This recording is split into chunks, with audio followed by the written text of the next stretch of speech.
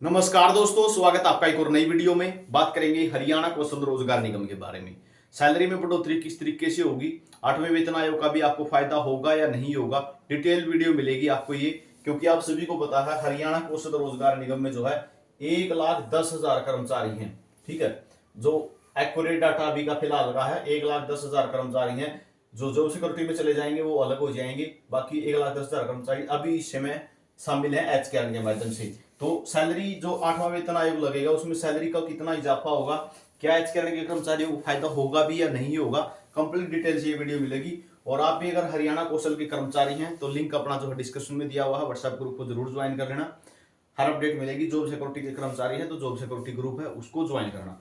तो ये बात कर लेते हैं। तो अभी फिलहाल आपको ये सैलरी मिल रही है, जैसा कि आप स्क्रीन पर देख पा रहे होंगे। 6/9/2024 को आपके जो है निगम रेट तैयार किए गए थे।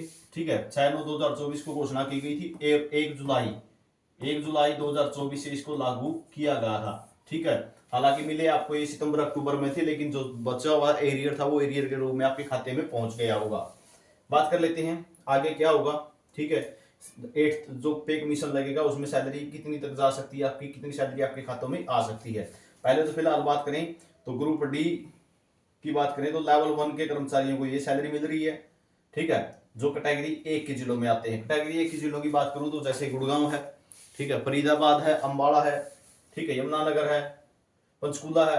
तो ये जो कैटेगरी लेवल 1 के जिलों में आते हैं, जो 4-5 जिले, और जो डिस्ट्रिक्ट की कैटेगरी 2 वाले हैं यानी 13 जिले हैं, जिसके अंदर अपना जो है जींद है, कैथल है, रोहतक है, ये कुरुक्षेत्र है, करनाल है, सोनीपत है, पानीपत, ये जो सभी जिले आते हैं इनके अंदर जो है ग्रुप डी वालों को, लेवल 1 वालों को 17,550 रुपए मिल रहे हैं अभी फिलहाल।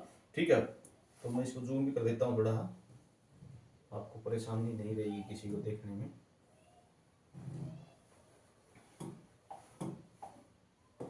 तो इस तरीके से सैलरी मिल रही है 19,900, 17,550 और 16,250। इसमें से आपका ईपीएफ कट के बाकी आपके खाते में आती है। ठीक है, ये बात आती है जो फ्रेशर है। ठीक है, 0 से 5 वाले हैं जो, और जिनका एक्सपीरियंस ज्यादा है उनको थोड़ी सैलरी ज्यादा दी जाती है। ये इस तरीके से ये सभी जो लाइन रहेगी ये ग्रुप डी वालों के लिए है, ये सी वालों के लिए है, और इस तरीके से ये आगे बी वालों के लिए। तो ये तो मिल रही है फिलहाल अभी निगम रेट 1/7/2024 के अनुसार जो लगे थे, लागू हुए थे।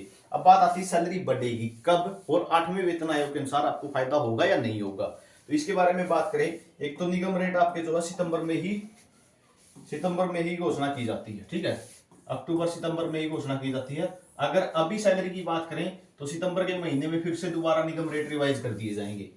ठीक है, अगस्त में करो या सितंबर में करो वो निगम रेट रिवाइज हो जाएंगे यहीं पे। जैसे अभी यहाँ 19,900 है, यहाँ आपको 20,400 या 600 देखने को मिल जाएगा। ठीक है, यानी 700 से 800 रुपए प्रत्येक टेबल में बढ़ा दिए जाएंगे, ज्यादा से ज्यादा 1,000 रुपए बढ़ा दिए जाएंगे सभी टेबलों में। ठीक है, यहाँ पे 17,550 है, यहाँ पे कह सकते हैं 18,300 देखने को मिल जाएगा। यहाँ पे 16,250 है, यहाँ पे आपको कह सकते हैं 17,000 जो है, लगभग 100 रुपए 200 रुपए यहाँ पे इतना देखने को मिल जाएगा।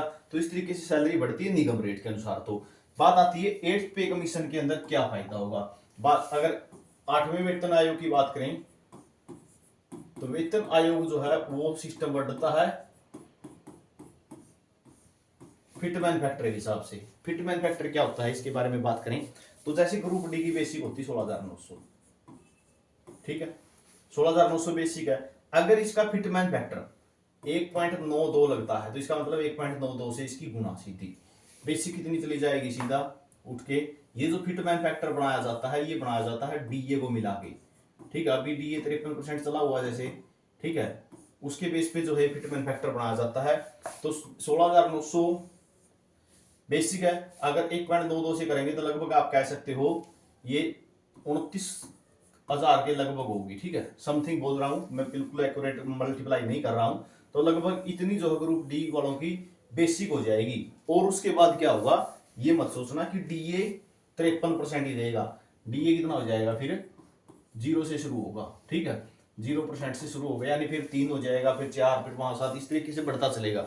यही काम जो है जो आप एच के कर्मचारी हैं उनके लिए भी कुछ इसी तरीके की प्रोसेस निगम रेटों में जमा दी जाएगी। यानी कहने का मतलब क्या है, जैसे आपको अभी किसी कर्मचारी को 15,000 रुपये मिल रहे हैं, ठीक है, अगर 15,000 मिल रहे हैं तो उस पे भी कुछ इस तरीके से 1.92 फैक्टर लगा के, यानी कह सकते हो लगभग अगर 27,000 रुपये बनते हैं, ठीक है, तो यहां से इस तरीके से बेसिक आपकी भी तैयार कर दी जाएगी, ठीक है। ये जरूरी नहीं है कि अगर 8th पे कमीशन पक्के कर्मचारियों पे लगेगा तो कच्चे कर्मचारियों पे नहीं लगेगा।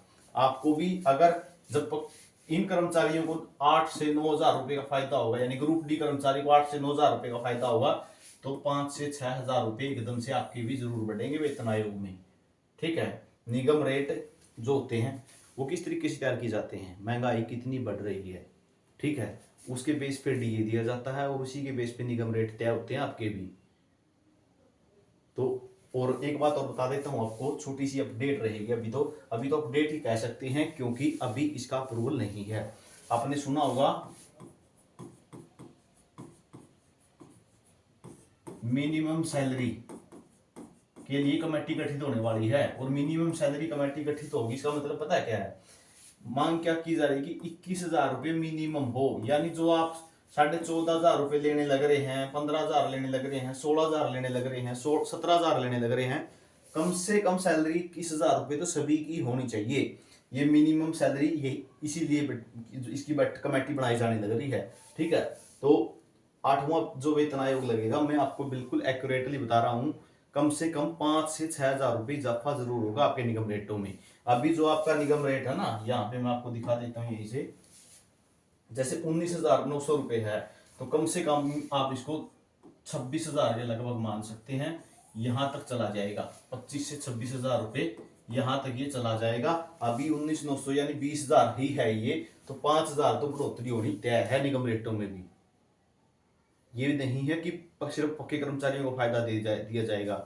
वेतन आयोग आ रहा है, इसका मतलब 10 साल के बाद, ठीक है, 10 साल के बाद जितनी इसमें महंगाई बढ़ी है, ठीक है, और वस्तुओं के जो दाम बढ़े हैं, उन सबको देख के इनके बारे में फैसला लिया जाता है। जो ये फिट मैन्युफैक्चर बनाया जाने लग रहा है ना, जो फिट मैन्युफैक्चर बनाया जाता है, जैसे मैं आपको बता रहा हूँ 1.97 या 1.87 लगने की संभावना है अब की बार। ये पिछली बार ये 2.57 लगा था। कहने का मतलब क्या है, अगर किसी की सैलरी 10,000 थी तो सीधा 2.57 लगा के सीधी 25,700 रुपये उसकी सैलरी बना दी गई थी बेसिक। फिट मैन्युफैक्चर जब लगता है तो ये फिट मैन्युफैक्चर इस तरीके से काम करता है। ऐसी जानकारी कोई नहीं देता आपको, मुझे भी पता है, ठीक है। और वीडियो अच्छी लगी हो तो लाइक और शेयर जरूर कर देना, चैनल को सब्सक्राइब कर लेना। तो सिंपल सी बात मैं आपको बता देता हूँ, एचकेआर के आप कर्मचारी हैं, चाहे कोई सा भी निगम रेट को आपको मिल रहा हो, कितनी भी सैलरी मिल रही हो, 5 से 6,000 रुपये आपका बढ़ना तय है वेतन आयोग लगते ही, ठीक है। और कुछ अब एक बात और सोचेंगे कि 5 साल होते ही हम जॉब सिक्योरिटी में आ भी जाएंगे या नहीं, तो आप अकेले नहीं हो, ठीक है। 1,10,000 कर्मचारी हैं, अगर यहाँ से 60,000 को जॉब सिक्योरिटी मिल रही है तो 50,000 कर्मचारी तो ऐसे भी बचे होंगे जो 1 या 2 साल के अंदर जो जॉब सिक्योरिटी में आएंगे, ठीक है। तो बीजेपी सरकार के अंदर ही आपको, इसी सरकार के अंदर ही आपको भी जॉब सिक्योरिटी में शामिल कर लिया जाएगा, ठीक है। हाँ, अब ये मत सोचना कि कहीं नौकरी से तो हटा दें, अब वो समस्या जा चुकी है। ये समस्या सिर्फ और सिर्फ सिंचाई विभाग में खड़ी हुई थी। सिंचाई विभाग में क्यों खड़ी हुई थी, क्योंकि वहां पे ज्यादा कर्मचारी आ गए, ठीक है। ग्रुप डी के लगभग कह सकता हूं मैं 3,500 के लगभग कर्मचारी तो जो है सिंचाई विभाग में गए हैं, बाकी डिपार्टमेंट में कर्मचारी कम गए हैं, सिंचाई विभाग में सबसे ज्यादा गए हैं ग्रुप डी के। तो वहां पे भी कुछ समस्या इस कारण से क्रिएट हुई थी, जो अखबार में आपको देखने को मिला, 5 साल से कम वालों की जाएगी नौकरी। ये सारा मामला किस कारण से हुआ था, कर्मचारियों की संख्या ज्यादा होगी, वहां पे एक ही डिपार्टमेंट में ज्यादा कर्मचारी चले गए। तो ये जानकारी आपके लिए रहेगी, घबराने की आवश्यकता बिल्कुल भी नहीं है, ठीक है। एक्यूरेट जानकारी अपने पास मिलेगी बिल्कुल चैनल पे। तो 5 से 6,000 सैलरी बढ़ना तय है। निगम रेट आपके हर साल रिवाइज किए जाते हैं, जैसे ये हुए हैं, ठीक है, हर साल रिवाइज किए जाते हैं, यानी साल में एक बार। लेकिन जब जॉब सिक्योरिटी में आ जाएगी तो 3 बार सैलरी बढ़ जाया करेगी। तो ये जानकारी आपके लिए रहेगी। वीडियो आपने देखा इसके लिए बहुत बहुत धन्यवाद। जानकारी कैसी रही कमेंट सेक्शन में जरूर बताना आप, और ऐसी ही वीडियो अगर चाहते हो तो चैनल को सब्सक्राइब करके बेल घंटी को प्रेस कर लेना, ताकि वीडियो डालने तो नोटिफिकेशन आप तक पहुंचे, कोई भी वीडियो आपसे छूटे ना। वीडियो आपने देखा इसके लिए बहुत बहुत धन्यवाद।